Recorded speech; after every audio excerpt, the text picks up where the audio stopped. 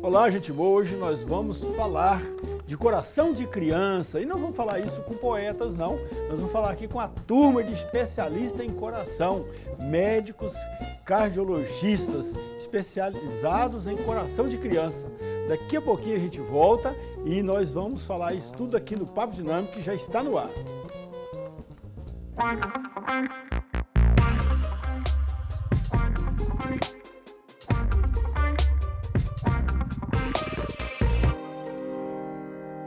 Olá, gente boa, muito boa noite. Estamos iniciando o Papo Dinâmico na PUC TV Goiás. Todo domingo, 10 da noite, nós estamos aqui também nas redes sociais, no canal do programa Papo Dinâmico no YouTube, no canal da PUC TV Goiás também no YouTube e no Facebook, no Instagram, no Twitter, sempre no perfil do programa Papo Dinâmico. Como já anunciamos na abertura deste programa, vamos falar hoje do coração de criança. Nós vamos debater aqui sobre os problemas, principalmente as cardiopatias que as crianças sofrem, com os especialistas cardiologistas que estão aqui conosco. Vamos começar lá da ponta, lá com o Dr. Paulo Calamita, que é cirurgião hemodinamicista. Boa noite, doutor, seja bem-vindo aqui. Boa noite, prazer estar presente nesse programa tão reconhecido, para falar um pouquinho do que a gente faz no dia a dia, nossa luta, né? Isso aí. Perfeito. E aqui no meio, doutora Laura Barbosa, gaúcha de Pelotas, cirurgiã cardiovascular pediátrica. Boa noite, doutora. Boa Seja noite, bem-vinda. muito obrigada pelo convite, estamos muito lisonjeados de estarmos aqui. Nossa, a gente é que está lisonjeado com vocês aqui. E aqui, mais próximo de mim, que não necessariamente está também, digamos, mais próxima do ponto de vista, digamos, espiritual, mas estamos aqui próximos com a doutora Mirna de Souza, cardiologista pediátrica. Seja bem-vinda, doutora. Obrigada, boa noite a todos. É um prazer estar aqui encerrando essa semana, na verdade começando a outra já, né, tão importante, tão intensa nesse tema, né? Vamos falar de cardiologia pediátrica, o que isso tudo significa. Pois é muito frequente as doenças cardiovasculares no Brasil em crianças? Então, de cada 100 bebês que nascem vivos, um é portador de cardiopatia congênita. Então, a gente tem uma estimativa de, por ano... 1%. 1%. Por ano, cerca de 29 mil crianças nascem no Brasil, né, com essa condição. E quando a gente fala cardiopatia congênita, engloba um grupo muito grande de doenças, desde coisas mais simples até doenças extremamente graves e incompatíveis com a vida após o nascimento. O que elas têm em comum é a sua origem. Elas acontecem durante a formação do coração, ainda dentro da barriga da mãe, ou seja, no período pré-natal. E o que a gente luta, dos braços dessa nossa luta, é para que esse diagnóstico seja feito ainda no pré-natal. Porque quando a gente consegue fazer o diagnóstico no pré-natal, a gente consegue dar para essa gestante e para esse bebê que vai nascer o planejamento do parto e do tratamento. Porque quando a gente tem a cardiopatia congênita crítica, que é cerca de 25 a 30% desses 1 para 100, muitas vezes esse bebê vai precisar de tratamento após o nascimento. Quer seja por cirurgia, né, tradicional, quer seja por procedimento percutâneo, que é o que o cateterismo faz. Mas isso precisa ser planejado, então a gente precisa desse diagnóstico. Mas normalmente tem o quê? Ginecologista e no máximo pediatra que acompanha a gestação e os primeiros dias da criança. A recomendação então é que tivesse também um cardiologista pediátrico. Né? No fluxo ideal de assistência à gestante, essa gestante deve fazer obrigatoriamente o ultrassom morfológico, que é aquele primeiro ultrassom de triagem, onde um obstetra vai fazer a avaliação de todos os órgãos, inclusive do coração. Quando ele detecta alguma alteração ou suspeita de alteração, essa gestante tem que ser encaminhada para o ecocardiograma fetal, que é um ultrassom, da mesma forma, mas feito por um profissional treinado em cardiologia pediátrica, para que esse diagnóstico seja apurado. Agora, dia 15, vai fazer um ano, no dia 15 de junho de 2023, foi sancionada uma lei tornando obrigatória a realização dessa ultrassonografia e do ecocardiograma fetal no pré-natal no Brasil. Então, essa lei, apesar de ter sido sancionada há um ano atrás, ela de fato não se aplica. A gente ainda tem deficiências básicas no pré-natal, na assistência ao pré-natal, que dirá na realização do ecocardiograma fetal. Mas essa informação, essa lei, ela surgiu desse conhecimento que foi se tornando cada vez mais forte, disseminado na sociedade, nos gestores em saúde, de que é preciso olhar o coração da criança com atenção na gestação. Ok, a gente conversava ainda há pouco aqui, antes de começar a nossa gravação, que a formação de um médico é uma formação exaustiva, né? 6 anos de graduação, mais alguns anos de residência pediátrica, no caso de vocês, depois mais uns 3 anos de cardiologia, mais alguns anos de cardiologia pediátrica, né? Doutora Laura Barbosa, em torno de 14 anos para a senhora se tornar qualificada do jeito que é hoje. Depois da medicina. Depois da medicina, mais 14 anos? Então nós estamos falando de 20 anos. Foram, na verdade, 19 anos. 19 anos de formação para a senhora chegar na condição do que a senhora tem hoje. Exatamente. Existem tantos casos de crianças com problema cardiovascular que há necessidade de cirurgia, porque a senhora é especialista em cirurgia cardiovascular. Então, a gente tem aproximadamente 80% dessas crianças que nascem com problema de coração vão precisar de algum tipo de cirurgia. Seja cirurgia de peito aberto, que a gente chama, né? Ou a cirurgia por hemodinâmica, né? Que é então usando os catéteres, que é a especialidade do Dr. Paulo. Que é um refinamento ainda maior da especialização de cirurgia, doutor? Na verdade, é diferente. É diferente. Porque enquanto a doutora Laura tem um procedimento, digamos, mais complexo de logística, onde abre o tórax, muitas vezes usa uma máquina chamada circulação extracorpórea, onde o coração para de bater para ela fazer pontos milimétricos, né, bem calculados, a gente tem uma estrutura numa sala de hemodinâmica, onde a gente usa os vasos sanguíneos do corpo. Então, geralmente, ou uma veia ou uma artéria femoral, ou pode ser vasos do pescoço ou até do fígado, para a gente acessar o coração e pelo catéter abrir um buraco, fechar, ou muitas vezes dilatar estruturas. Então realmente cresceu muito, né, Laura, né, Miriam? Então, e até uma coisa importante, 80% dessas crianças podem precisar de procedimento no primeiro ano de vida, mas até 25% tem que fazer nas primeiras horas de vida, muitas vezes. Primeiro mês, senão não sobrevive. Então, por isso a importância de um time do clínico, do cirurgião, do hemodinamicista e da própria UTI pediátrica, que depois a gente pode falar um pouquinho mais também. Vocês atuam em muitas clínicas e em vários lugares, mas tem como ponto em comum, digamos, de encontro o GOL, não é isso? Trabalham no GOL. E você, doutor Paulo Calamita, chegou aqui também com um parceiro de especialidade, que é o doutor Jonathan Lombardi. De origem italiana, esse Lombardi. Então, ele está aqui também no estúdio, não está participando do debate aqui, não sei se na câmera pode mostrá-lo. Vocês dois são hemodinamicistas. Hemodinamicista. Hemodinamicista, que tem, hemo quer dizer sangue, né? Isso. Homem é outra coisa, é igualdade, né? Então, hemodinamicista, vocês são especialistas, então, em cirurgia que envolve sangue, é isso? Não seria uma cirurgia, na verdade, seria um tratamento que a gente fala percutâneo, né, minimamente invasivo. Porque quando a gente fala cirurgia, perdão da palavra, né, talvez a gente tenha que pensar no corte, toda essa questão, né?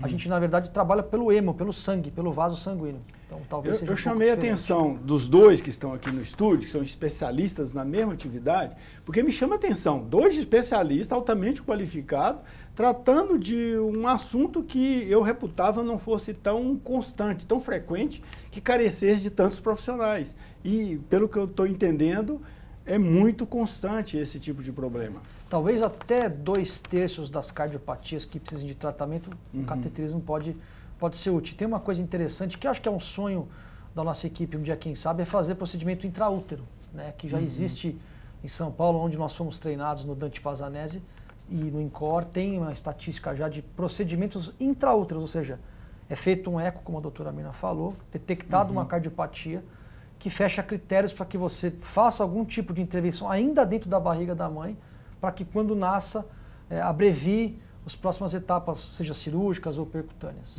E a gente tem ainda um tipo de abordagem que une as duas expertises, que é o procedimento híbrido. Então, quando algumas... E quem decide, né? Quando que vai ser cirurgia peito aberto, quando que vai ser pelo cateterismo, é a criança e a sua condição e a patologia. Então, dependendo da doença, o cateterismo vai resolver, dependendo da doença vai ser cirurgia, mas em algumas situações eu preciso dos dois. Então é preciso que a doutora Laura faça parte do procedimento com tórax aberto e os doutores, os dois, juntos em equipe, fazem a parte percutânea. Dessa forma a gente consegue tratar doenças de alta complexidade. Entendi. Gente, vamos fazer um pequeno intervalo. Nosso intervalo realmente é muito pequeno, é o menor do mundo, viu? Daqui a pouquinho a gente volta.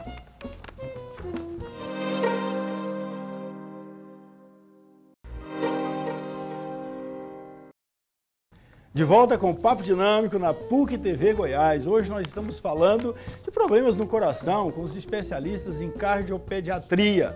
Estamos aqui com o Dr. Paulo Calamita, a doutora Laura Barbosa e a doutora Mirna de Souza. Doutora Laura, quais as principais doenças cardiovasculares que mais afetam as crianças no Brasil? Graças a Deus são as mais tranquilas de se tratar, né? Então, desde doenças que não precisam nem de tratamento percutâneo ou cirúrgico, né, até as mais frequentes que a gente faz são as comunicações entre, vamos dizer assim, o coração ele tem que ter 4 cavidades. O coração, a gente separa o coração no meio, entre o lado direito e o lado esquerdo, certo? E, por vezes, essa formação, essa septação do coração não acontece. Não acontece de maneira total. E a gente tem que fechar esses pequenos buraquinhos dentro do coração, porque essa circulação deve ser separada. Isso é o melhor para qualquer pessoa. Então, os procedimentos mais frequentes que a gente faz são esses. Separar a circulação esquerda do lado direito do coração e do lado esquerdo do coração. A gente separa. Aí temos comunicações interatriais, comunicações interventriculares, até canal arterial, que hoje em dia a gente faz muito por via percutânea. Então, assim, e a senhora trabalha justamente cortando a barriguinha da criança, o peito peitinho. Da criança, o peitinho da criança, isso. E fazendo as incisões lá dentro do coração. Isso, aí para isso a gente tem que parar o coração. Então, para a gente conseguir parar um coração, essa circulação da criança tem que ficar direcionada por uma máquina. Então, existe também um especialista disso, que é o perfusionista, especialista em criança. Então, assim, realmente a gente tem uma gama de especialistas muito grandes, né, para conseguir tratar de uma criança. Aí, com esta máquina, a gente consegue parar o coração da criança. E qual é o percentual de sucesso dessas cirurgias? Assim, em serviços muito bons, a gente fala em torno de 95%, tá, de sucesso. Eu estou falando de todas as patologias que existem, né? No nosso meio vai em torno de 10%. 10 a 15% Essas intervenções são absolutamente necessárias ou se não fizer, o que acontece? A criança morre? Se não fizer, a criança, muitas vezes, né? Essas geralmente dos bebês recém-nascidos, as crianças podem vir a morrer se não tratar imediatamente, né? Nas crianças que têm algumas doenças, tipo essas de septação que eu falei, elas podem crescer e aí, ali adiante, ter que fazer a cirurgia. Então, nem sempre a gente precisa operar logo que nasce. A gente pode esperar um pouquinho, a criança crescer um pouquinho mais e operar. Agora, se não operar, o motivo real que a gente tem que ter o coração separado ao meio, lado direito e lado esquerdo, é porque o pulmão, todo o sangue que vem do lado direito vai direto para o pulmão. E se a gente deixar o sangue que vem do lado esquerdo com muita força ir para o pulmão, lesa o pulmão. Então, essa criança vai começar a ter problemas de hipertensão pulmonar. E essas hipertensões pulmonares, elas chegam a um ponto de não serem mais reversíveis. E aí, sim, diminui muito a sobrevida dessa criança e qualidade de vida também, né? Sim, doutora. E eu já estou aqui também, eu sou uma pessoa que fala pouco, eu gosto. Mas é que eu estou aqui para complementar o que a Laura falou. Algumas dessas condições, elas têm cura espontânea. Então, existem alguns desses buraquinhos que têm a possibilidade de se fecharem de forma natural. E não vão necessitar de uma intervenção. Agora, quando isso não acontece, muitas vezes acontece o contrário, a criança vai crescendo e o buraco cresce junto. Isso compromete essa circulação do pulmão e essa criança, muitas vezes, tem sintoma respiratório. Muitas vezes não ganha peso bem. Então, os sintomas, os sinais e os sintomas da doença do coração da criança, eles muitas vezes se misturam muito com sintomas de condições normais da criança, né? Do bebê. É o bebê que chora muito, que é muito irritado, que pode ter alguma doença cardíaca, que não ganha peso, ou que se cansa facilmente, que não consegue mamar com tanta avidez. Então, tem uma série de sinais ao longo da vida que a gente acha essas doenças mais simples.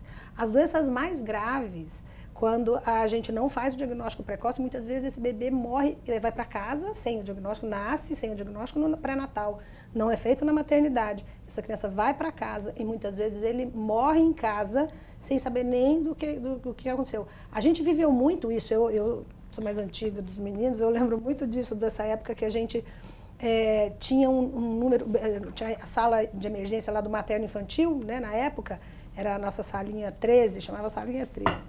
E ela tinha, as crianças, os bebês chegavam vindo, tinha tido alta uma semana atrás, chegavam chocados. E é infecção, é sepse, muitos desses bebês eram portadores de cardiopatias críticas, que naquela época não existia o teste do coraçãozinho. Enfim, então é uma condição que pode ser muito grave e ameaçar a vida da criança, muitas vezes de forma silenciosa. Doutor Paulo, a nossa equipe aqui andou pesquisando aí que o senhor trouxe para Goiânia essa técnica de cateterismo. E aí o senhor fala que essa técnica está evoluindo para, de repente, fazer intervenções no próprio útero da mãe, na criança, dentro do útero. Como é que é isso? Isso já existe? Falta aqui em Goiânia? Ou já existe em Goiânia? Como é que está em que pé, em estado de arte está isso? Na verdade, assim, todo o time de cardiopediatra, digamos, recente, a gente engloba o serviço do GOL, ele é mais moderno no sentido, somos forasteiros, brincamos, né? A gente veio de fora. Então, eu estou há 6 anos aqui, junto com o Dr. Lombardi, e não existia no estado, talvez, um especialista com aquele rigor de formação. Muita gente muito capacitada, né? Inclusive o falecido Hernando, né? Nazeta, que foi um pioneiro, fez cateterismo de criança e fez, né? Como a gente deu conta de coisas simples e tudo. Então, a gente tem toda a gratidão e respeito por esses profissionais. Acontece que com essa formação mais moderna da pediatria, cardiologia pediátrica, intervenção hemodinâmica na cardiopatia congênita, talvez a gente tenha tido a sorte, o privilégio de ter iniciado isso aqui em Goiás. Então, aí foi, como diz, né, no lugar certo, né? Então, isso nos deixa muito satisfeitos, né, e contentes. Com relação ao procedimento intraútero, é moderno isso também. Não é o mundo inteiro que faz, são poucos centros do mundo, né? O Brasil, se não me falha a memória, só São Paulo tem um centro mais formador, que chegou recentemente a 100 casos já. Porto Alegre. Porto Alegre também, que acho que está desenvolvendo um pouco mais, eu digo em cateterismo, né? Porque eu acho que tem uma equipe grande de outras doenças que você pode tratar intraútero, que não só cardiopatia. Então, é algo muito novo, né? Que, se Deus quiser, deve ganhar força nos próximos 10 anos aí. Ah, ok. Bom, vamos ver aqui. Como saber que uma criança é cardiopata, doutora Mirna? A gente pede, né? Sempre a gente fala que tem um fluxo ideal. Ele começa na gestação. Então, com o pré-natal, assistência adequada, a realização do ecocardiograma fetal. Então, esse diagnóstico pode ser feito aí. Mas se por algum motivo isso não aconteceu, após o nascimento, desde 2014, é obrigatório, em território nacional, a realização do teste do coraçãozinho, que é um teste simples de oximetria de pulso, que a gente coloca aquele oxímetro, né, no dedinho e na perninha do bebê, e com isso a gente consegue triar as cardiopatias mais graves. Então, quando a outra possibilidade, quando passa, né, então não fez no materno, não fez no pré-natal, não fez após o nascimento, essa criança deve ser assistida por um pediatra na atenção primária. Então, a puericultura, aquela ideia, né, do pediatra todo mês, pesar, medir, orientação de vacina, o pediatra percebe um sopro, a criança não ganha peso tão bem, a criança fica roxinha quando chora. Então, são sinais, o pediatra que é alertado e encaminha aí sim para o cardiologista pediátrico, para o cardiopediatra aí fazer o ecocardiograma, apurar esse diagnóstico e planejar e indicar o tratamento. Quais os tipos de cardiopatia que existem? A doutora Laura falou um pouquinho ali, mas existem nomes específicos para os tipos de cardiopatia? Doutor, existem 5.000 tipos de cardiopatia. 5.000? Exato, então são vários. Para 1% das crianças que nascem, existem 5.000 diferentes. Existe um jeito mais para a gente entender melhor, porque assim, quando o coração da gente é formado, ele começa como um grande tubo, e esse tubo vai se dividindo, septando e rodando até virar esse coração que a gente conhece com 4 cavidades, direito e esquerdo, e 2 vasos. As veias que chegam no coração e as artérias que saem do coração. Isso tudo é um processo que acontece durante essa embriogênese, as primeiras 2 semanas principalmente de vida, gestação, né? Gestação. E para cada momento, quando incide esse comando genético alterado, quer seja ambiental, quer seja hereditário, quer seja provocado por droga, enfim, alguma coisa, o coração paralisa ali o seu desenvolvimento naquele pedaço. Então, as combinações de problemas são muito grande. Então eu posso ter só um buraquinho, posso ter 2, pode ter um buraco e uma válvula com defeito, posso ter meio coração. Às vezes o coração então, a criança pode metade. ter todo um período de gestação onde ela pode estar sofrendo algum tipo de doença, algum tipo de incômodo e ninguém está sabendo. No feto existe uma característica da circulação própria do feto, que é a placenta. E a ausência do pulmão respirando, né? Porque quem respira pelo bebê é a placenta. Então essa condição permite que doenças gravíssimas do coração fiquem silenciosas na gestação. Por isso que é possível um bebê nascer completamente bem, ganhar nota 10 na sala de parto, não ter sopro ao nascimento e ainda assim ser portador de uma doença grave. Ok, gente, a gente vai fazer mais um pequeno intervalo e já voltamos com mais assuntos aqui sobre cardiopatia, tá bom? Daqui a pouquinho.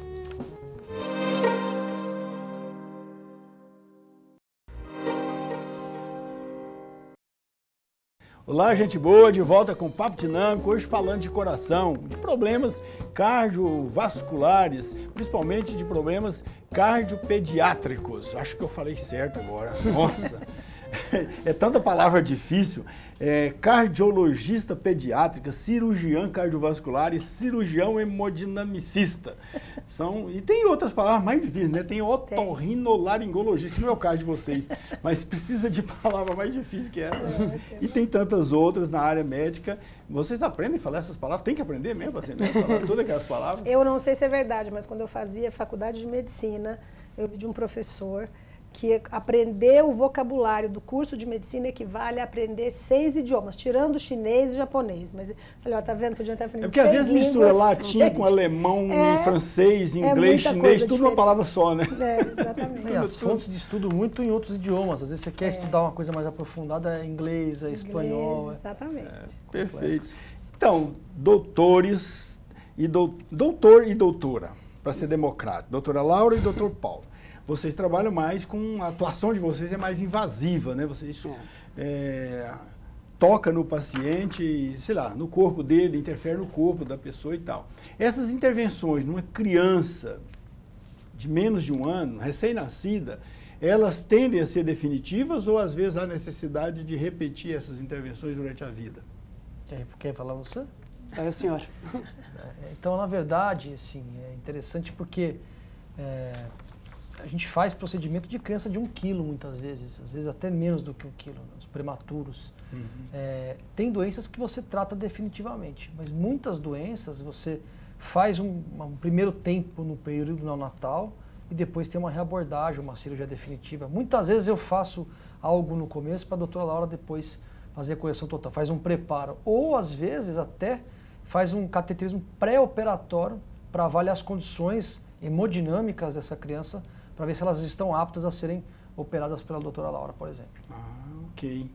E os trabalhos da senhora, porque a senhora faz cirurgia lá dentro do coração mesmo, da criancinha e tal, e essas intervenções, a senhora falou que para o coração da pessoa e para fazer a cirurgia. Exatamente, porque o coração batendo, né, o coração é responsável pela circulação do corpo todo, então para conseguir abordar dentro do coração nós temos que pará-lo, né? Para isso a gente tem esse aparelho que eu estava explicando que faz a circulação se manter. Enquanto faz a intervenção, enquanto a gente está com o coração parado. Circulando. Exatamente, e por causa disso que a criança é muito pequena, né? Então muitas vezes a gente faz algumas correções que temos que colocar algum material que não é da criança, que não é próprio dela e não vai crescer. E a criança segue crescendo. E aí começa a ficar apertada as coisas que a gente consertou antes. Entende? O quê? Isso seria uma prótese que coloca? Retalhos, próteses, mas enfim, qualquer coisa que não for da criança, qualquer coisa que não for natural, não vai crescer. Ok. Então aí, muito provavelmente, a criança vai precisar de uma reabordagem, seja tanto cirúrgica quanto percutânea, né? Para dilatar alguma coisa, uma veia que ficou apertada. A gente trabalha muito em conjunto. A hemodinâmica e a cirurgia cardíaca pediátrica trabalham em conjunto. É o mesmo paciente, a gente está... um complementa o outro. Eu ia falar exatamente isso. Ok. Vocês, eu estou vendo aqui de camiseta vermelha, o doutor Paulo não está mais escondido, deve estar escondido. Esqueceu a dele, ele também tem. Está no coração. Isso é uma ONG que vocês têm ou um movimento? Que é um movimento que começou há 15 anos atrás e ele é fruto da angústia de familiares de crianças portadoras de cardiopatia e de profissionais que trabalham nessa área, médicos, cirurgiões, hemodinamicistas, enfim, de ver uma situação tão desamparada. Existe uma condição de desamparo absoluto. Então, primeiro, o desconhecimento. De fato, todo mundo acha, de maneira geral, que problema de coração é coisa de adulto, idoso. E, na verdade, não, né? A gente vê que 1% da população tem... eu pensava mesmo que era coisa excepcional, né? Muito raro. E, pelo visto, vocês têm se visto todo dia lá no GOL, né? Temos até fila. Até fila. Pois coisa... E uma fila crescente. Porque existe um déficit na assistência dessas crianças no Brasil. Esse déficit é crônico. E quando o GOL surgiu como centro de referência, já existia, as doenças cardíacas de criança em Goiânia eram tratadas já há 40 anos atrás, mas no Hospital da Criança. Qual a abrangência desse movimento, Amigos do Coração? Ele é crescente, isso é uma coisa importante da gente falar, porque ele começou há 15 anos atrás muito pequeno, nós éramos seis mulheres, eu e mais 5 mães. E a gente começou a... A senhora tem mãe também? A Amigos do Coração hoje, ela... Não, a senhora tem mãe, não? A senhora tem filho também? Que eu tenho uma filha, mas não cardiopata, minha filha é saudável, não teve nada no coração. Mas assim, quando eu comecei a fazer cardiologia pediátrica, eu não era mãe ainda. Eu falo que a maternidade me transformou numa cardiopediatra bem melhor. Eu acho que todo pediatra tinha que ter filho. para entender como é que funciona. E foi isso, a gente uniu forças com o objetivo de cobrar assistência do gestor. Mas é um movimento localizado em Goiânia, Goiás, ou tem raízes pelo Brasil afora? Tem raízes pelo Brasil afora e hoje no mundo. A Associação Amigos do Coração foi a única representante do Brasil no Congresso Mundial de Cardiologia Pediátrica que aconteceu no ano passado em Washington. E junto com representantes, não Amigos do Coração, mas associações de familiares semelhantes à nossa, de vários lugares do mundo. Então, os Estados Unidos, enfim, América, Ásia, vários países, porque é um problema global. Essa conta aí de 1 para 100, ela é de estudos realizados no mundo todo. Né? No Brasil, essa incidência de 1% das crianças que nascem com problema de cardiopatia, esse 1% tende a aumentar em decorrência do mundo moderno ou isso é constante? 90% dos bebês que nascem com malformação cardíaca a gente não associa a fator de risco nenhum, então você não acha a causa, parece que é uma loteria genética, vamos dizer assim. 10% a gente consegue identificar. A mãe teve rubéola na gravidez, usou tratamento estético, tinta de cabelo, remédio, alguns antidepressivos. Então, tem alguns fatores. Agora, esses 90% eles estão sendo investigados. Então, a gente acha cada vez mais alguma explicação. Por exemplo, uma droga que é relativamente recente, a isotretinoína, o famoso Roacutan, né, para que os adolescentes tomam para acne, tem um poder de causar cardiopatia, malformações no feto, né, poder teratogênico que a gente fala, muito grande. Então a gente começa a avançar para responder essa pergunta, quais são os outros fatores?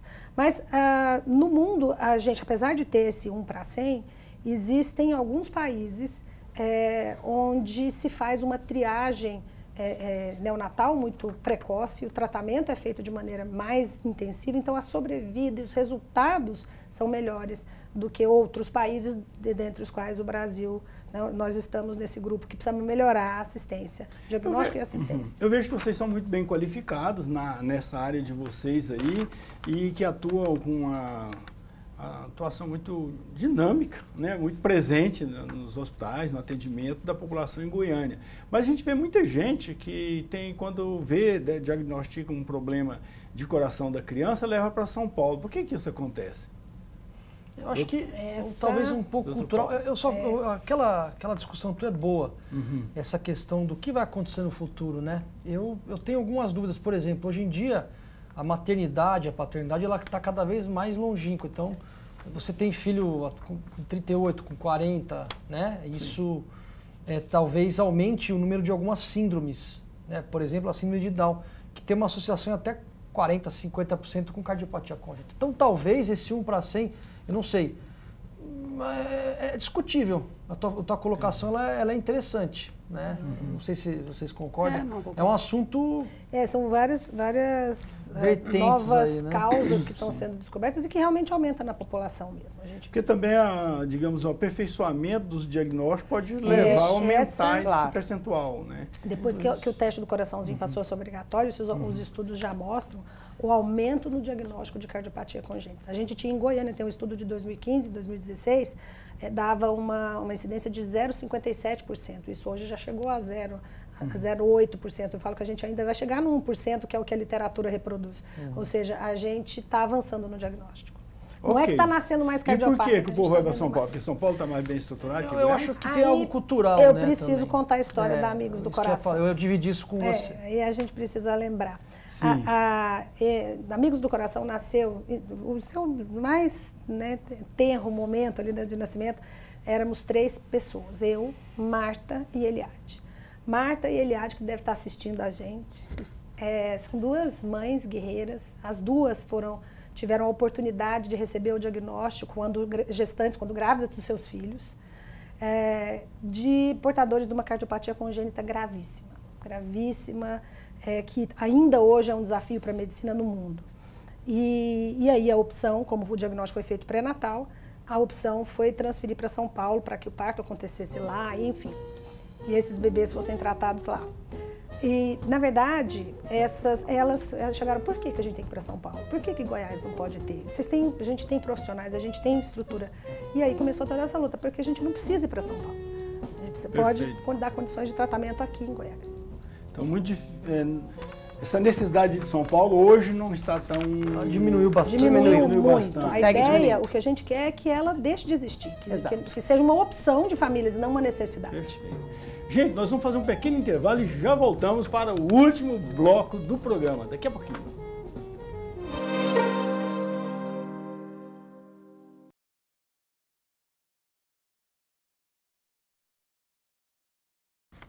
Professor? Oi, estou te ouvindo. Essa pergunta de São Paulo.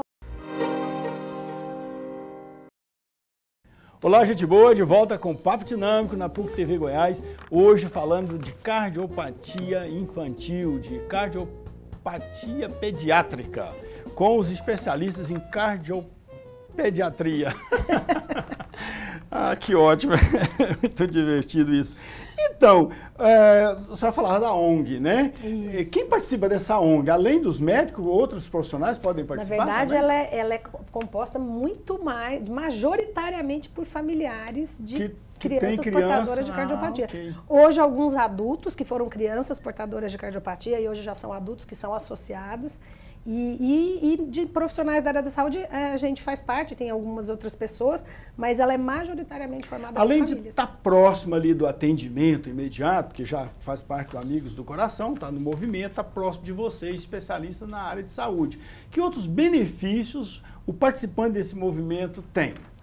Assessoria jurídica, assistência básica, por exemplo, quando a gente tem de estadia, paciente do interior que precisa fazer tratamento em Goiânia, então a gente tem parceria com casas de apoio. Assistência, por exemplo, a mãe está internada, precisa de escova de dente, pasta de dente, ajuda financeira para lata de leite. Então, na verdade, é um conjunto de pessoas que se ajudam. Isso começou de uma forma muito simples, de coração mesmo, e a gente, como cresceu, a gente viu a necessidade de organizar, inclusive de buscar patrocinadores, apoiadores, porque acaba que é caro, é muito caro, e a gente não temos uma sede, não temos... Então, a gente vive de doação. Nesse e também momento, vocês atuam como força política para melhorar as políticas públicas? A associação fiscaliza, né? Fiscaliza demais. Inclusive, lista de espera está sempre em cima da lista de espera. Por que não foram atendidas crianças? Onde é que estão essas crianças? Fluxos. Mas o que a doutora Mirna ia chegar é que a gente entendeu que a associação tem esse papel político e ele é essencial, fundamental para a gente conseguir. A gente só consegue avançar aqui quando ela se manifesta, quando a associação chega forte e diz que precisa. Onde está a direção desse movimento? Aqui em Goiânia? Aqui não, é Amigos do Coração de Goiás. Aqui é a Marta Eliade, que são as presidentes da associação. Mas a gente entendeu que a gente vai precisar mais, que a gente vai precisar de dinheiro.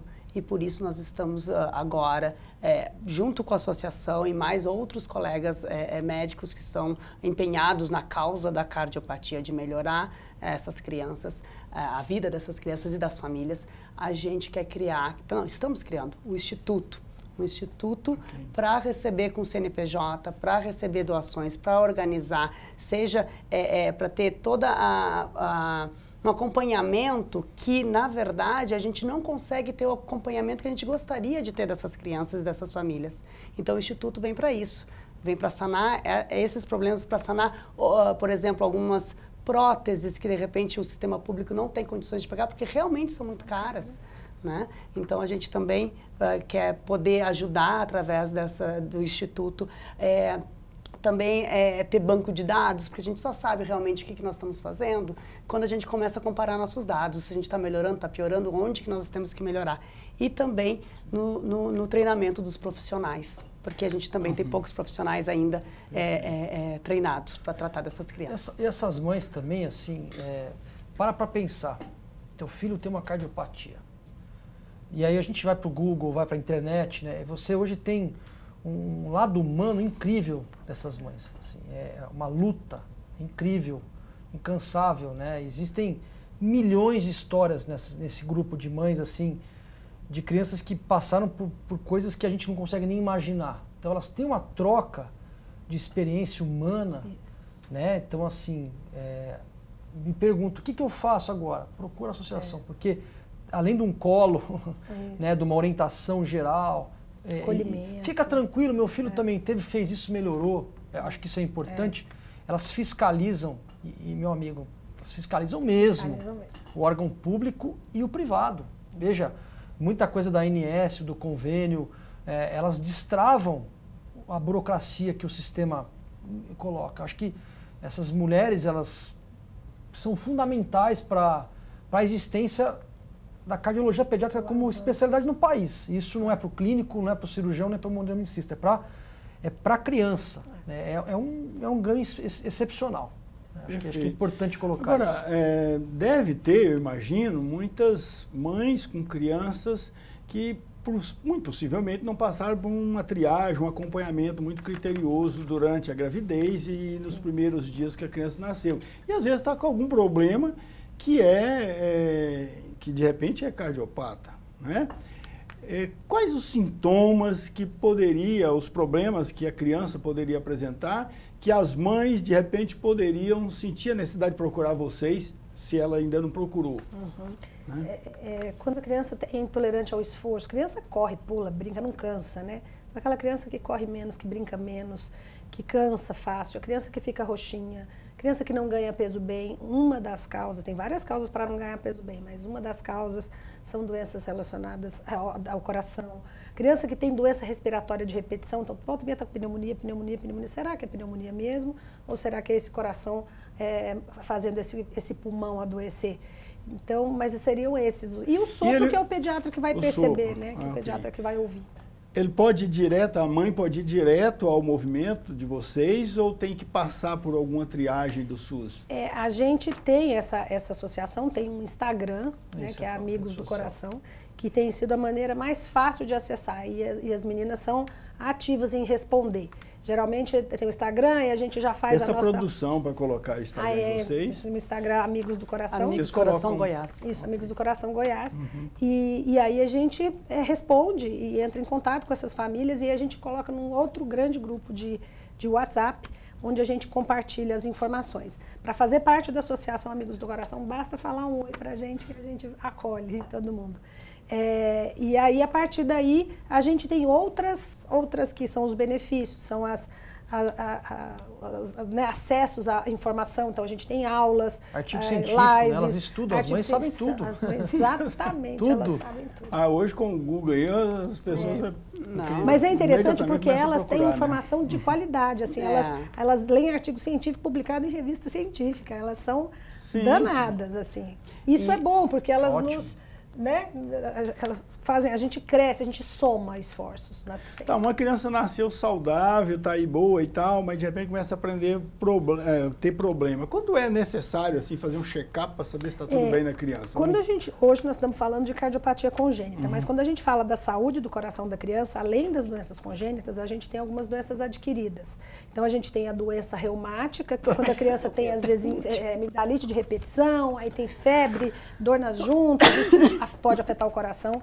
A gente tem hoje uma parcela da população que são as doenças secundárias à aterosclerose. Então a gente tem crianças... Você falou de nariz entupido, né, congestionamento nasal. Tem algum medicamento de descongestionamento nasal que afeta o coração? Tem. O que desentope o nariz afeta o coração. Aquele que você pingou e...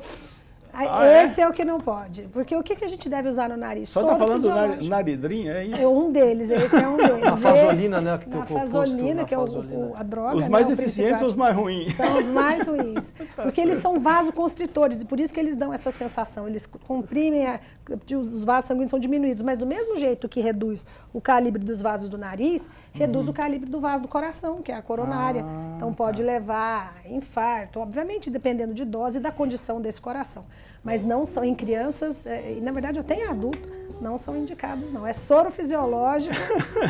Gente, infelizmente nosso tempo acabou. Eu espero que a doutora Laura Barbosa vai poder despedir. Tem que operar o coração, tem que ficar bem. Doutor Paulo Calamita, obrigado pela presença. Eu agradeço. Foi muito boa a sua contribuição aqui. Grande abraço, boa noite. Muito obrigado também. Doutora Laura Barbosa, boa noite. Recuperando, muito obrigada.